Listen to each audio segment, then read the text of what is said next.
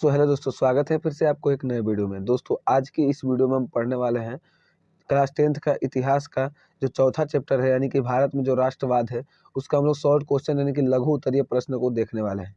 तो इस वीडियो में हम लोग केवल इसका 10 प्रश्न देखेंगे जो लघु उत्तरीय का है, बाकी हम अगले वीडियो में देखेंगे। वीडियो ज़्यादा लंबा ना हो जाए इस वजह से हम अलग अलग पार्ट में करके इसका क्वेश्चन आंसर हम लाएंगे। तो इस वीडियो में हम बस केवल 10 प्रश्न इसके देखने वाले हैं, तो आप लोग वीडियो को एंड तक देखिएगा। और अगर चैनल पर पहली बार आए हो तो चैनल को सब्सक्राइब करके वीडियो को लाइक जरूर कर दीजिएगा। तो चलिए दोस्तों हम क्वेश्चन को देखते हैं। दोस्तों इसमें जो पहला प्रश्न है कि भारत में राष्ट्रवाद के उदय के सामाजिक कारण क्या थे, यानी इस पर प्रकाश डालना है। तो दोस्तों हम आपको बता दें कि भारत में जो राष्ट्रवाद के सामाजिक कारण थे उसमें जो प्रमुख था वो था कि अंग्रेजों की प्रजातीय विभेद की नीति। कि दोस्तों जो अंग्रेज थे अपने आप को क्या कहते थे, श्रेष्ठ मानते थे, भारतीयों की उपेक्षा तथा हेय की दृष्टि से देखते थे, यानी भारतीयों को नफरत की दृष्टि से हमेशा देखते थे। भारतीयों पर अनेक प्रतिबंध थे, जैसे कि उनको रेलगाड़ी में बैठना मना था, जहाँ पर अंग्रेज हो, क्लब में, होटलों में प्रवेश नहीं कर सकते थे। ये सब जो भी भारतीय थे ये सबको मना था, ना तो आप क्लब में प्रवेश कर सकते थे, मतलब जो भी सामाजिक स्थल था जहाँ पर अंग्रेज हो वहाँ पर इनको जाना मना था, जिसमें अंग्रेज हो। ठीक है। सरकारी सेवाओं में अंग्रेजों की पक्षपातपूर्ण नीति ने भी राष्ट्रवाद की भावना को प्रेरित किया। सरकारी नागरिक सेवा में भारतीयों का प्रवेश काफी मुश्किल था। कोई भी सरकारी नागरिक सेवा में भारतीयों का प्रवेश काफी मुश्किल था, यानी भारतीय उसमें नहीं जा सकते थे जल्दी से। देखते हैं आगे कि बहुत बार परीक्षा में सफल होने के बाद भी उन्हें या तो नियुक्त नहीं किया जाता था या फिर अकारण नौकरी से हटा दिया जाता था। यानी जो भारतीय थे उनको परीक्षा में मतलब सफल होने के बाद भी कितनों बार मतलब नियुक्त नहीं किया जाता था या फिर अकारण बिना किसी कारण को उनको नौकरी से हटा दिया जाता था। ठीक है। सुरेंद्रनाथ बनर्जी के साथ भी ऐसा ही हुआ था। ठीक है।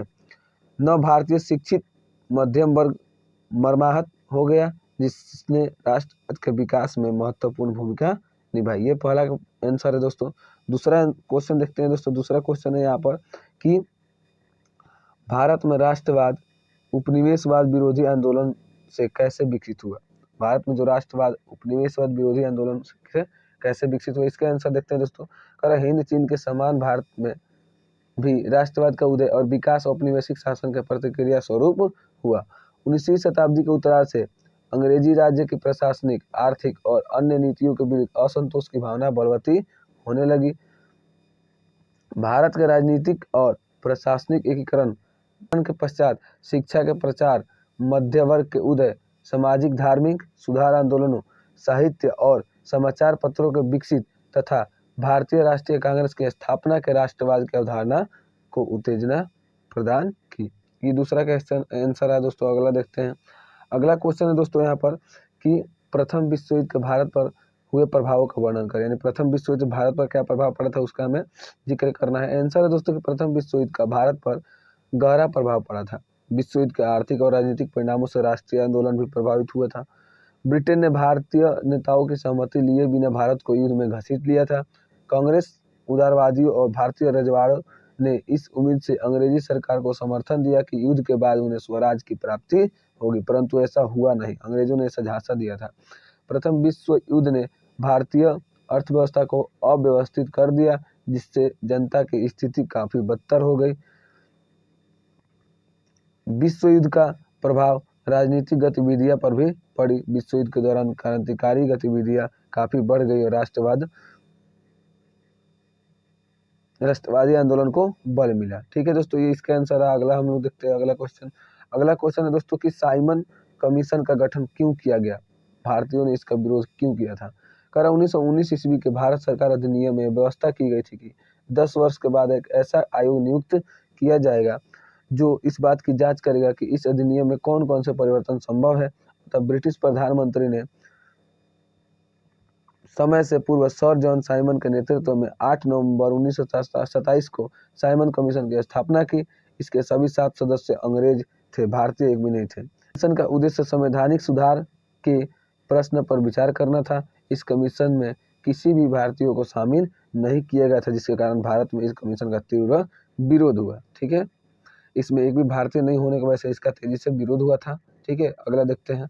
अगला जो क्वेश्चन है दोस्तों कि मुस्लिम लीग ने भारतीय राजनीति को किस प्रकार प्रभावित किया। आंसर है मुस्लिम लीग ने कांग्रेस के विरुद्ध अंग्रेजी सरकार का साथ दिया। इस कारण सरकार ने मुसलमानों को पृथक निर्वाचन क्षेत्र, व्यवस्थापिका सभा में प्रतिनिधित्व आदि सुविधाएं दी थी। इन सुविधाओं के कारण हिंदू तथा मुसलमानों में मतभेद उत्पन्न हुआ, जिससे राष्ट्रीय आंदोलन पर बुरा असर पड़ा। जिन्ना के नेतृत्व में लोग 14 सूत्री मांग रखकर भारत के विभाजन में सहायता की। ये इसका आंसर रहा। अगला क्वेश्चन देखते हैं दोस्तों कि स्वराज पार्टी की स्थापना का उद्देश्य की विवेचना करें। आंसर है दोस्तों इसके असहयोग आंदोलन की एकाएक समाप्ति से उत्पन्न निराशा और क्षोभ का प्रदर्शन 1022 में कांग्रेस के गया अधिवेशन में हुआ, जिसके अध्यक्ष चित्तरंजन दास थे। चित्तरंजन दास और मोतीलाल नेहरू ने कांग्रेस से असहमत होकर पद त्याग करते हुए 1922 में स्वराज पार्टी की स्थापना की। स्वराज पार्टी के नेताओं का मुख्य उद्देश्य था देश के विभिन्न निर्वाचनों में भाग लेकर व्यावसायिक सभाओं एवं सार्वजनिक संस्थाओं में प्रवेश कर सरकार के कामकाज में अवरोध पैदा किया जाए। वे अंग्रेजों द्वारा भारत में चलाई गई सरकारी परंपराओं का अंत चाहते थे।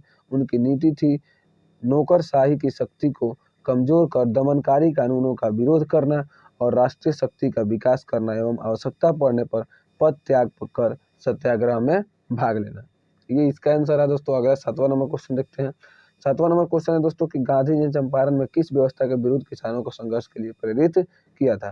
तो दोस्तों जो गांधी जी चंपारण आए थे वो तीन कठिया प्रणाली के विरुद्ध में आए थे। ठीक है, गांधी जी चंपारण में तीन कठिया व्यवस्था के विरुद्ध किसानों को संघर्ष के लिए प्रेरित किया था, जो कि पंडित राजकुमार शुक्ल के निमंत्रण पर ये चंपारण महात्मा गांधी आए थे। ठीक है, अगला जो क्वेश्चन है दोस्तों 8 नंबर कि गांधी जी ने खिलाफत आंदोलन को समर्थन क्यों दिया था। ठीक है, तो गांधी जी ने हिंदू मुस्लिम एकता के लिए खिलाफत आंदोलन का समर्थन किया, क्योंकि गांधी जी को भारत में एक बड़ा जन आंदोलन असहयोग आंदोलन चलाना था। ठीक है, ये इसका आंसर रहा।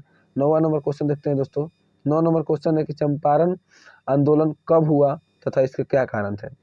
तो चंपारण आंदोलन दोस्तों अप्रैल 1917 ईस्वी में बिहार के चंपारण जिले में हुआ था।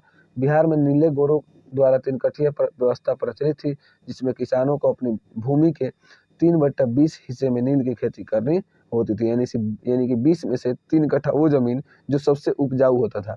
किसान की नील की खेती नहीं करना चाहते थे, क्योंकि इससे भूमि की उर्वरता कम हो जाती है, उससे उत्पादन का उचित कीमत भी नहीं मिलता था, जिससे उसकी स्थिति दयनीय हो गई थी। किसानों के पक्ष को लेकर महात्मा गांधी ने चंपारण में सत्याग्रह आंदोलन की शुरुआत की। ब्रिटिश सरकार को अंततः झुकना पड़ा। ठीक है, पहला बार भारत में जो आंदोलन किए थे चंपारण सत्याग्रह, जो कि सफल हुआ था महात्मा गांधी का। ठीक है, अगला प्रश्न, लास्ट प्रश्न देखते हैं दोस्तों इस वीडियो का। दोस्तों इसका लास्ट प्रश्न है इस वीडियो का, समाजवादी दल का गठन क्यों हुआ था। तो इसका आंसर है कि 20वीं शताब्दी के तीसरे दशक से भारत में समाजवादी विचारधारा का भी उदय और विकास हुआ। समाजवादी भी किसानों और मजदूरों की दयनीय स्थिति में सुधार लाना चाहते थे। विश्वव्यापी आर्थिक मंदी जो कि 1929 से 30 में आई थी, उसने सबसे अधिक बुरा प्रभाव श्रमिकों और किसानों पर ही डाला था। अतः समाजवादियों ने अपना ध्यान इन पर केंद्रित किया।